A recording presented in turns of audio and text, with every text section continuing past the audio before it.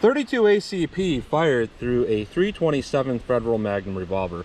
I hear this a lot, that you can get a 327 Federal Magnum revolver and it's the most practical and versatile revolver because you can fire 327s, 32 H&R Magnums, 32 Smith & Wesson long, 32 Smith & Wesson, and 32 ACP. So I'm going to put that to the test today, and I'm going to shoot the and test the critical defense. It is a 60 grain FTX, and to really make this as fair as I think I can, I'm going to use 380 ACP to compare it to, because you know, it's 380 ACP is the next step up from 32 ACP. Very similar cartridges. They were chambered in very similar pistols in the past. Now the rate of velocity on both of these is 1,000 feet per second. And I think this is actually a pretty fair gun to test it through, because from the bullet nose to the muzzle, we're talking about 2.6 inches, which that's pretty in line with about a 3.5 inch barrel semi-automatic. And when you go to really low cartridges, you typically don't lose a lot of gas through the cylinder gap anyways. So I think it'll be pretty fair comparison here. And it's rated at 1,000 feet per second. We'll see how close we get to that. The 380 ACP, I tested that not too long ago, but this is really the most fair comparison I can compare them to. So that's what I'm going to do. So we're going to go through the chronograph, see what kind of velocity and accuracy we get at the same time. And as always, we're going to go through the Juggernaut box, which contains a 1 3/4 inch pack of bologna. It kind of simulates like a pectoral muscle. It's covered by 4 layers of denim, followed by 1/4 inch medium density fiberboard. That kind of simulates like ribs or sternum. And into water jugs to catch these bullets. How this normally compares to ballistics gel is that bologna pack represents about 6 inches. Each water jug represents about 3 inches of gel. So if we can get out the back of jug 1, we're talking 9 inches comparison to gel. Back of jug 2, 12 inches. Back of jug 15 inches, and so on. So let's see what we get with the 32 ACP fired through a revolver, and we'll compare it to the 380 auto. Let's get started with the test. All right, I'm about 4 yards from the chronograph, 5 yards from the target. First up, we're going to try the 380 ACP and see how this does for velocity and accuracy. 882, 891, 874, 848, 891. So relatively consistent except for one of those rounds, and it is a very pleasant round to shoot. Even this little LCP, there's not very much recoil. So let's see how the 32 ACP compares. All right, 32 ACP, I wanted to point out about 3 things here that I've noticed here. First thing is the 32 ACP is semi-rimmed, so there's just enough rim to hold that cartridge in place. Revolver cartridges have rims, auto cartridges do not, but the 32 ACP is in the middle. It kind of has a semi-rim. The other thing I've noticed is they sit deeper into the chamber than the 32 H&R 327 and so forth. So you're actually pushing that primer a little bit further away from the firing pin. So I can't imagine that would be the best thing for reliability. And the third thing is, I've noticed that it won't extract. And the other thing that's kind of interesting here is, once it won't extract, the extractor sits on top of the bases here, and you cannot get the extractor down below it. So you have to kind of dump them all out if you've pushed that extractor out and start over with loading them. So that's very far away from ideal. So let's see what we get though for velocity and accuracy, if these will even fire. Theoretically, we should get close to 1,000 feet per second. Let's see what we get.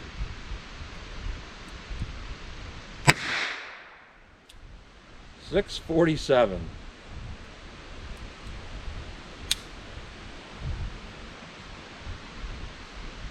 No fire. Just to be sure this isn't a hang fire, I'm going to hold this down range for a little bit of time here. Alright, here is the cartridge, and just like I was thinking, it barely hit that primer. So there's not really enough reach of that firing pin. So I think it's going to depend on what particular revolver you have, whether this is going to work or not. I'll keep going and see if I can get any more readings here.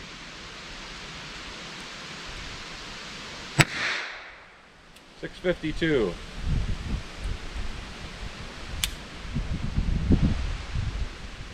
Same thing. It's far from ideal. Now, I don't think these are going to hang fire. I can see that they're just not hitting, so we'll keep going. 633.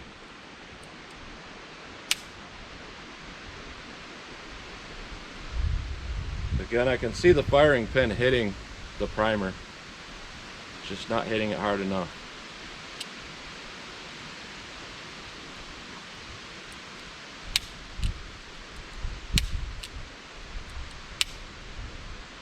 All right.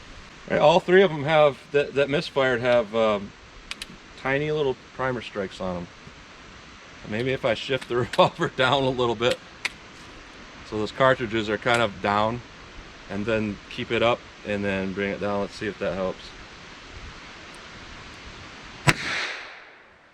I'll read. 688.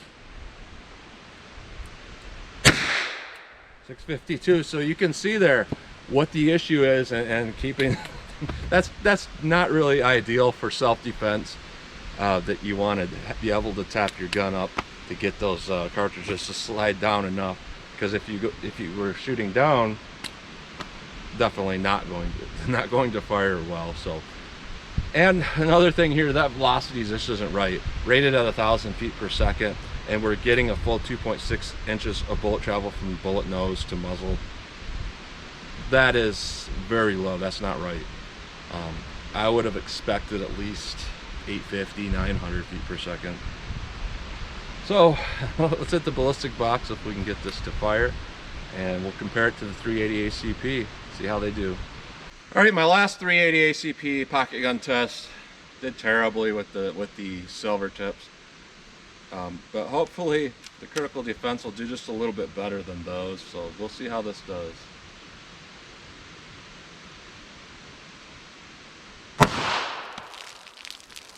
All right, as one might expect if you've seen any of my tests, this did not separate this baloney pack.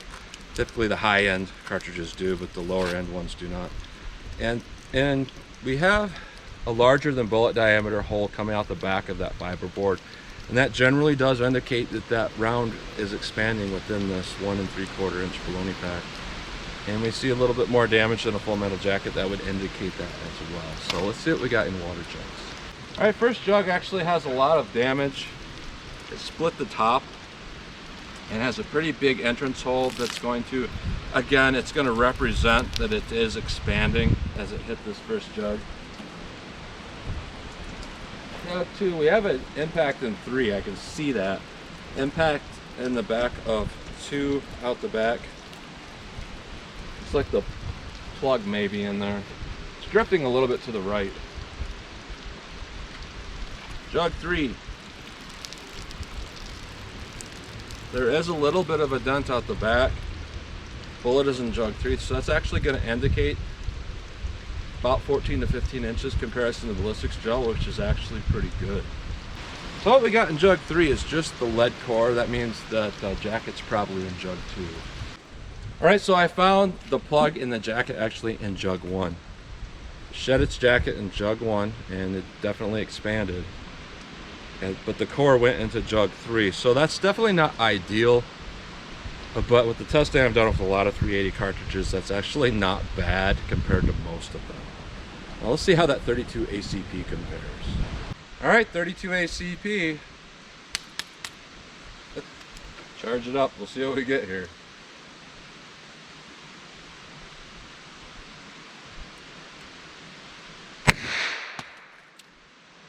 Accurate shot for sure. All right, first jug here, I'm going to use it to wash off this pack. It's kind of muddy.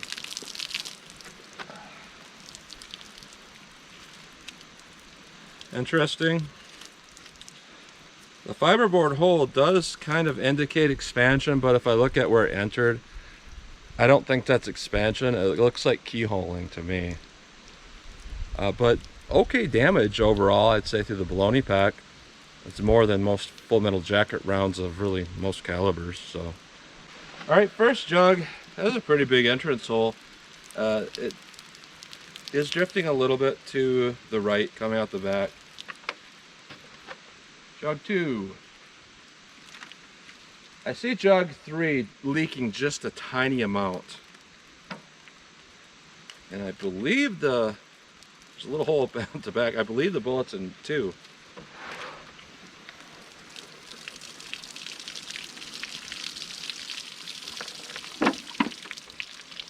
So yes, the bullet is in 2.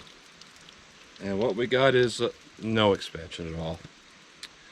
Not really ideal performance at all. So I would say for self-defense use, just don't use 32 ACP in a revolver that's chambered. And 32 H&R Mag or 327 Federal Magnum, it is terrible.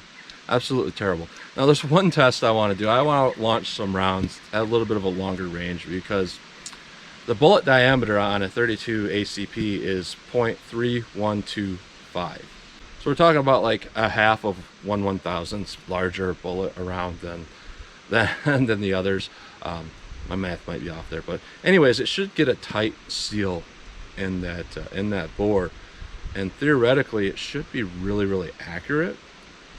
So I'm going to shoot at long range and just see how accurate both of these cartridges are. The critical defense 380 versus the critical defense 32 out of the revolver, and just see how they impact at a little bit longer range. Alright, I found my favorite target out there. It did not get washed away in that flood I had. It's my steel tank. It's about this wide, about this tall. 50 yards out. We'll see how this little LCP does, if I can hit it at all from 50 yards. Not much sight on this.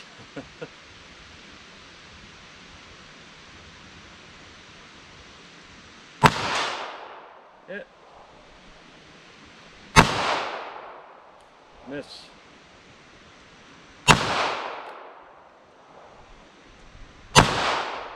Okay, got it.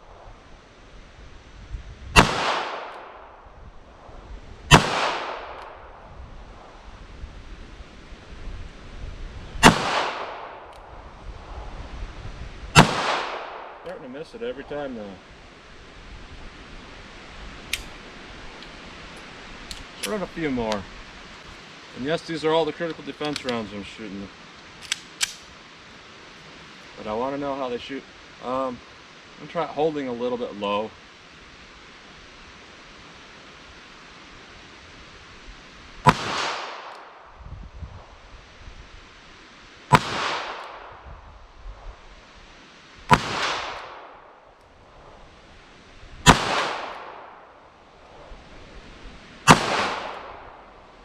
Hit low. Alright, not too horribly bad for the type of sights this has. Let's see how the 32 ACP does out of that revolver. I have no idea what to expect with this. Tap those rounds back. See how it goes.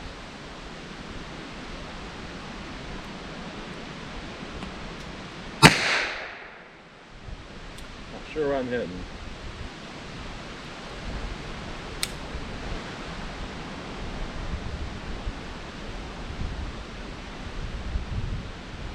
That misfire.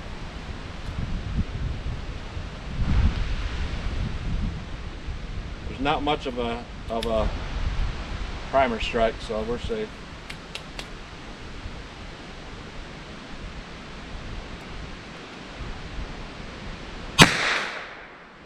It's something.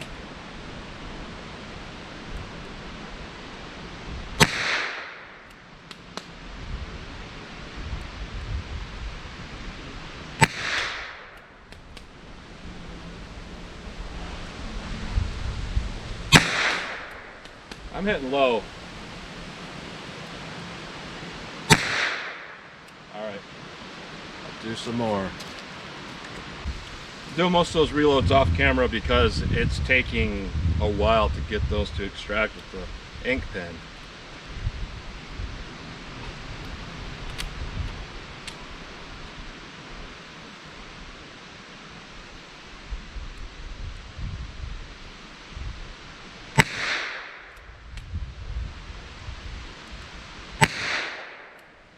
Really sure I hit. I think I'm hitting a little bit to the left, or to the right I should say. I need to aim a little bit to the left.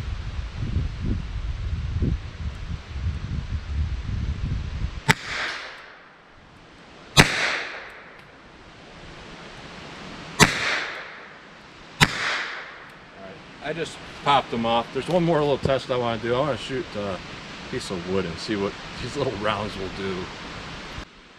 I got a little piece of 2x4 there. Normally I wouldn't see a test like this as being something that I would do, but these are some really low-end rounds. And as you can see, I'm aiming down. You know what that's going to do.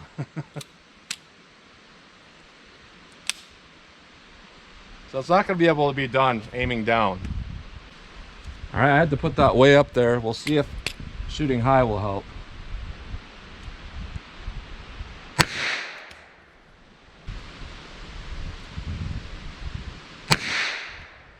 Same result has been confirmed twice. It did not go through a single 2x4. That's awful. So my summary of 32 ACP and a 32 H&R or 327 Magnum revolver is don't do it. There's absolutely no reason why you would need to do something like that, especially when you can get 32 Smith & Wesson and 32 Smith & Wesson long ammunition. In fact, 32 Smith & Wesson long is actually pretty good ammunition. It's basically like the 38 special of the 357 world. You know, we talk about 327, it goes down to 32 H&R Magnum, 32 Smith & Wesson long, 32 Smith & Wesson. The 32 Smith & Wesson long is very available. There's a lot of different cartridge styles. There's round nose, wad cutters, hollow points, stuff like that. It really is, again, the 38 special of the 357 world when we're talking about a 327 revolver. 32 H&R Magnum's kind of like an oddity. It's more of what you might consider the 38 plus P of the 357 world. 38 plus P is pretty common though, but basically you know what I'm trying to say. So 32 ACP, forget about it. Not the greatest rounds you want to be firing through a revolver. As we saw, they're very directional sensitive. If you're aiming down, it's not going to work. You have to have those rims pushed back enough to work correctly. Not particularly great in any way. So again, that's what you get. 32 ACP with the critical defense and a revolver. So as always, comment, share, and like, and thanks for watching.